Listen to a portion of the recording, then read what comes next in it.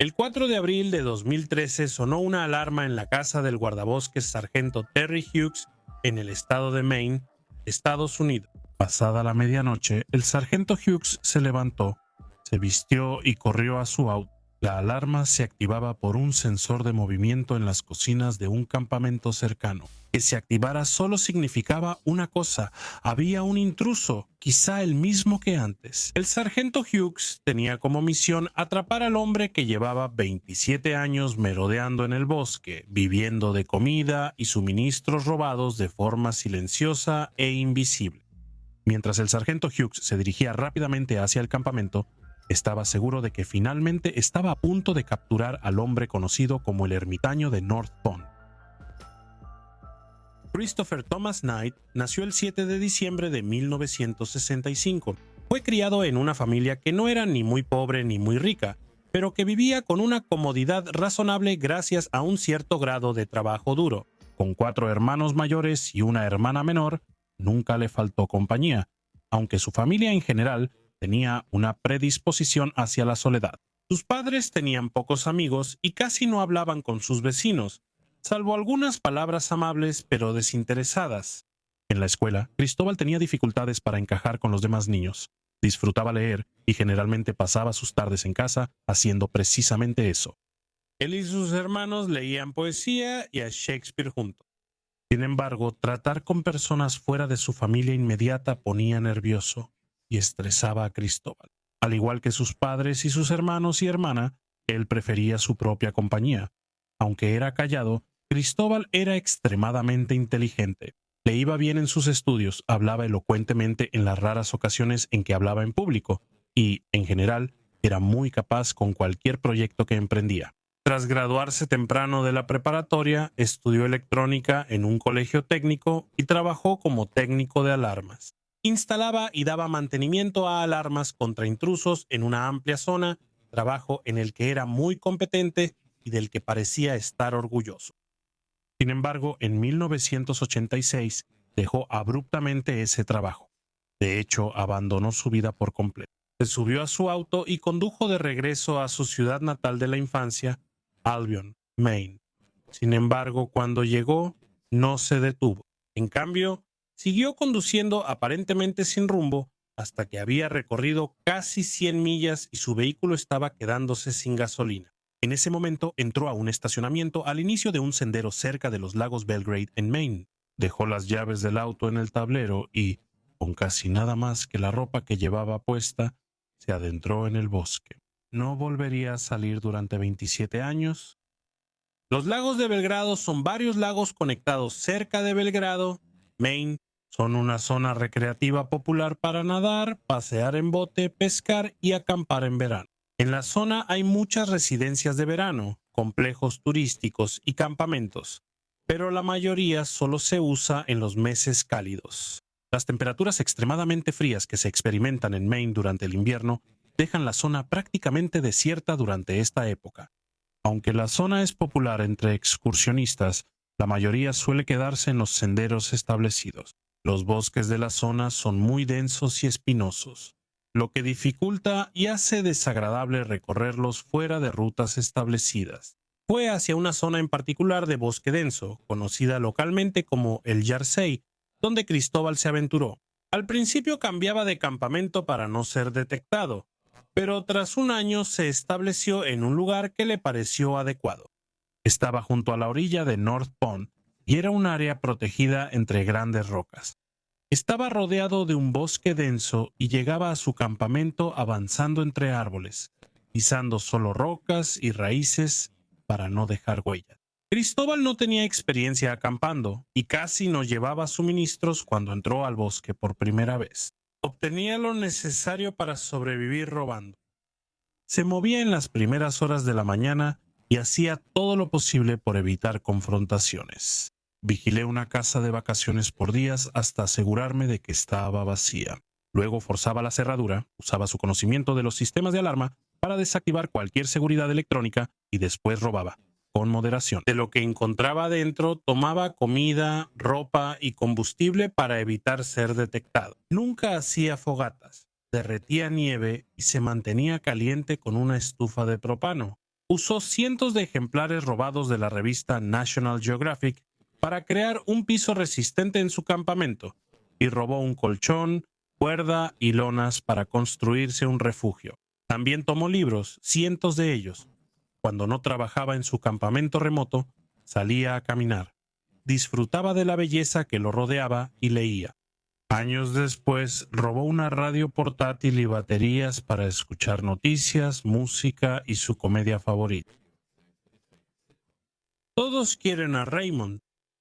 Christopher enfrentaba sus mayores desafíos durante los meses de invierno, cuando la nieve cubría el bosque y las temperaturas bajaban hasta menos 18 grados Celsius o 0 grados Fahrenheit. En estas condiciones, a menudo hacía demasiado frío para dormir por la noche, así que permanecía despierto caminando de un lado a otro para mantener la circulación. Esta existencia podría parecer extrema, pero Christopher la soportó bien. Según él, nunca se enfermó.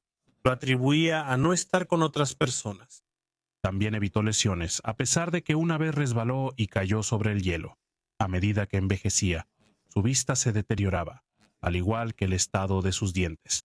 Su gusto por alimentos altos en calorías y azúcares le causó varios problemas dentales. Soportó el dolor de sus dientes podridos con la misma estoicidad que el frío. Tan sigiloso como era, la existencia de Cristóbal no pasó desapercibida. Durante los años que residió en el bosque, cometió cerca de 1000 robos. Solía llevarse cosas tan pequeñas que los dueños dudaban si les habían robado. En otros casos, sus robos eran muy notorios, de hecho, ya que atacaba las mismas cabañas o casas de vacaciones varias veces. Normalmente lo que se llevaba costaba muy poco. Saber que alguien había entrado y robado en su propiedad causaba mucha angustia a los vecinos del lago. Christopher, pese a ser desconocido, se volvió leyenda. Se sospechaba de la existencia del ermitaño del lago del norte, aunque casi nadie lo había visto realmente. Algunos residentes creían tanto en su existencia que dejaron comida afuera en invierno para evitar que Christopher robara.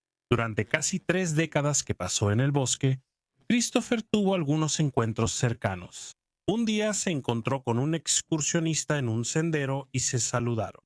Ese breve saludo fue el único contacto que Christopher tuvo con otro ser humano en esa década.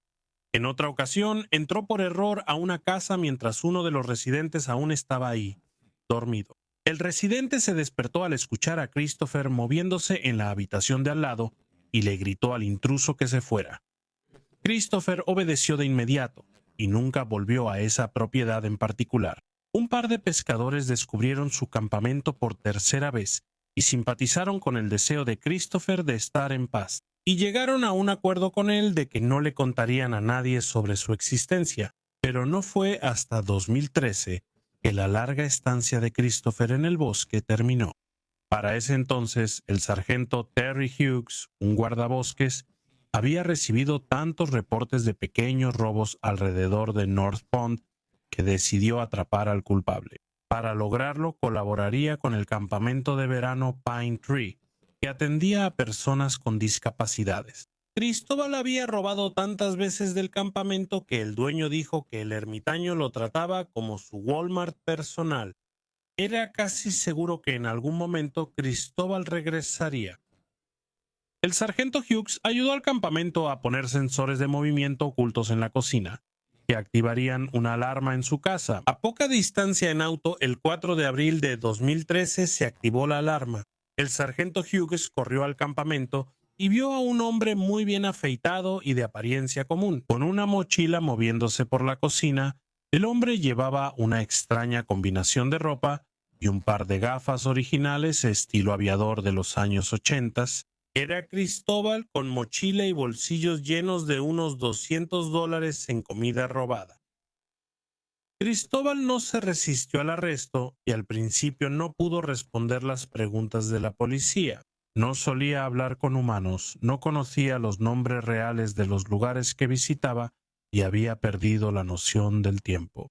Al preguntarle cuánto tiempo llevaba en el bosque, solo recordó que entró poco después del desastre nuclear de Chernóbil en 1986.